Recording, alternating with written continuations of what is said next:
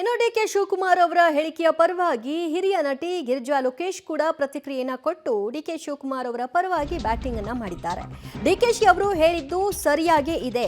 ನಾವೆಲ್ಲರೂ ಕೂಡ ಒಗ್ಗಟ್ಟಾಗಿ ಸೇರ್ಲಿ ಅನ್ನೋದು ಅವರ ಸದುದ್ದೇಶ ಆಗಿತ್ತು. ಉದ್ವೇಗದಲ್ಲಿ ಮಾತನಾಡಿದ್ದಾರೆ, ಆದರೆ ಬಳಸಿದ ಪದಗಳು ಸರಿಯಾಗಿರಲಿಲ್ಲ ಅಂತ ಕೂಡ ಅವರು ಹೇಳಿದ್ದಾರೆ. ಫಿಲ್ಮ್ ಫೆಸ್ಟಿವಲ್ ನಮಗೋಸ್ಕರ ಮಾಡಿದ್ದಾರೆ, ಎಲ್ಲರೂ ಬರಬೇಕು ಅನ್ನೋದು ಅವರ ಉದ್ದೇಶ ಆಗಿತ್ತು. ಹೀಗಂತ ಪಬ್ಲಿಕ್ ಟಿವಿಯ ಜೊತೆಗೆ ಹಿರಿಯ ನಟಿ ಗಿರಿಜಾ ಲೋಕೇಶ್ ಅವರು ಡಿಕೆ ಶಿವಕುಮಾರ್ ಅವರ ಹೇಳಿಕೆಗೆ ಪ್ರತಿಕ್ರಿಯೆಯನ್ನು ಕೊಡ್ತಾ ಬಳಸಿದ ಕೆಲ ಪದಗಳು ಸರಿಯಾಗಿಲ್ಲ ಅನ್ನೋದನ್ನು ಕೂಡ ಅವರು ಅಲ್ಲೇ ವಿರೋಧವನ್ನು ವ್ಯಕ್ತಪಡಿಸಿದ್ದಾರೆ.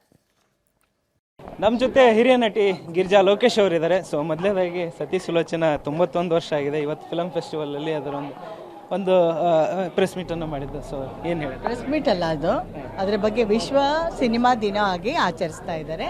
ಸೊ ಅದೊಂದೊಂದು ಹೆಮ್ಮೆಯ ಸಂಗತಿ.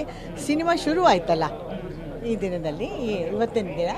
ಸೊ ಅದನ್ನು ಹಾಗೆ ಮುಂದುವರಿಸ್ಕೊಂಡು ಮುಂದಿನ ಪೀಳಿಗೆಗೆ ಒಂದು ಮಾದರಿಯಾಗಿ ಒಂದು ಅವ್ರು ಏನೇನು ಕಲಿಬೇಕು ಅನ್ನೋದ್ರ ಬಗ್ಗೆ, ಅವ್ರು ಹೇಗೆ ಮಾಡಿದ್ರು, ಇವಾಗ ಹೇಗೆ ಎಷ್ಟು ಮುಂದುವರೆದಿದೆ ಅದನ್ನೆಲ್ಲ ಅದ್ರ ಬಗ್ಗೆ ಮಾತಾಡೋದು ಅಂತ ಆ ಸಿನಿಮಾನ ರೆಫರ್ ಮಾಡಿಕೊಂಡು ಮಾಡ್ತಾರೆ. ಕೇವಲ ಇನ್ನು ಒಂದು 9 ವರ್ಷ ಹೋದರೆ ಒಂದು 100 ವರ್ಷ ಸೆಂಚುರಿಯನ್ನು ಬಾರಿಸುವಂಥ ಸಿನಿಮಾ.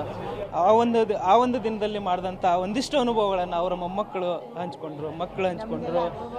ಸೃಜನ್ ಅವರು ಕೂಡ ಅದೇ ಹೇಳಿದ್ರು, ನಮಗೆ ಯಾವ ಅನುಭವನೂ ಗೊತ್ತಿಲ್ಲ. ಅವಾಗ ಹೇಗೆ ಮಾಡಿದ್ರು, ಎಷ್ಟು ಕಷ್ಟಪಟ್ಟು ಮಾಡಿದ್ರು, ಅದೆಲ್ಲ ನಮಗೇನೂ ಗೊತ್ತಿಲ್ಲ ಅಂತ ಹಿರಿಯರು ಹೇಳಿದ್ದನ್ನು ಕೇಳಿಸ್ಕೊಂಡು ನಾವು ಹೇಳಬೇಕು ಅಷ್ಟೇ ಹೊರತು ಇವಾಗ ಅಂಥ ಹಿರಿಯರು ಯಾರೂ ಇಲ್ಲ. 91 ವರ್ಷಕ್ಕೆ ಎಲ್ಲ ಖಾಲಿಯಾಗಿಬಿಟ್ಟಿದ್ದಾರೆ.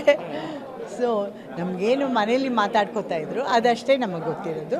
ಬಹಳ ಶ್ರಮಪಟ್ಟು ಅಂದರೆ ತುಂಬ ಶ್ರದ್ಧೆ ವಹಿಸಿ ಈ ಸಿನಿಮಾನ ಮಾಡಿದ್ದಾರೆ. ನಾಗೇಂದ್ರ ರಾವ್ ಅವರು ಅದಕ್ಕೆ ಮುಖ್ಯ ಕಾರಣ ಅಂತ ಹೇಳ್ಬೋದು. ಪ್ರೊಡ್ಯೂಸರ್ ಬಂದು ಕೇಳಿದಾಗ ನಾಗೇಂದ್ರ ರಾವ್ ಆಗಲೇ ಬೇರೆ ಭಾಷೆಯಲ್ಲಿ ಪ್ರಸಿದ್ಧರಾಗಿದ್ದರು, ತಮಿಳಲ್ಲಿ ಪ್ರಸಿದ್ಧರಾಗಿದ್ದರು. ಅವರು ಈ ಸಿನಿಮಾದ ಆಗು ಹೋಗುಗಳನ್ನೆಲ್ಲ ಇಟ್ಟು ಇಂಥವರೇ ಸಿನಿಮಾ ಮಾಡಬೇಕು, ಇಂಥವರೇ ಡೈರೆಕ್ಟ್ ಮಾಡಬೇಕು ಅಂತ ಮಾಡಿ ಮುಖ್ಯ ಪ್ರೇರಣೆ ನಮಗೆ ನಾಗೇಂದ್ರ ರಾವ್ ಅವರೇ. ಸಂಗೀತ ನಿರ್ದೇಶಕರು, ಪಾತ್ರಗಳು ಯಾವ್ಯಾವ ಪಾತ್ರ ಯಾರ್ಯಾರು ಮಾಡಬೇಕು ಅಂತ ನಿರ್ಧರಿಸಿದ್ದು ಕೂಡ ಅವರು. ಅಮ್ಮ, ಈಗ ಫಿಲಮ್ ಫೆಸ್ಟ್ ಅಂದಾಗ ಈ ಒಂದು ಫಿಲಮ್ ಫೆಸ್ಟ್ ಇನಾಗ್ರೇಷನ್ ವೇದಿಕೆಯಲ್ಲಿ ಡಿಕೆಶಿ ಅವರು ಚಿತ್ರರಂಗದ ಬಗ್ಗೆ, ಕಲಾವಿದರ ಬಗ್ಗೆ ನಟ್ಟು ಬೋಲ್ಟು ಸರಿ ಮಾಡ್ತಾರೆ. ಅವ್ರು ಮಾಡಿದ್ದಾರೆ ಕೆಲಸ, ನಮಗೋಸ್ಕರ ಇದನ್ನೆಲ್ಲ ಮಾಡಿರೋದು. ನಾವು ಅದಕ್ಕೆ ಸಹಕಾರ ಕೊಡಬೇಕು. ನಮ್ಮ ಕಾಲದಲ್ಲಿ ನಾವು 10 ದಿನ ರಜೆ ಹಾಕ್ಬಿಟ್ಟು ಬೇರೆ ಬೇರೆ ರಾಜ್ಯಗಳಿಗೆ ಹೋಗಿ ಸಿನಿಮಾ ನೋಡ್ತಾ ಇದ್ವಿ. ಫೆಸ್ಟಿವಲ್ ಅಂತಂದರೆ ಅದೊಂದು ಸಂಭ್ರಮ, ಸಿನಿಮಾದ ಸಂಭ್ರಮ.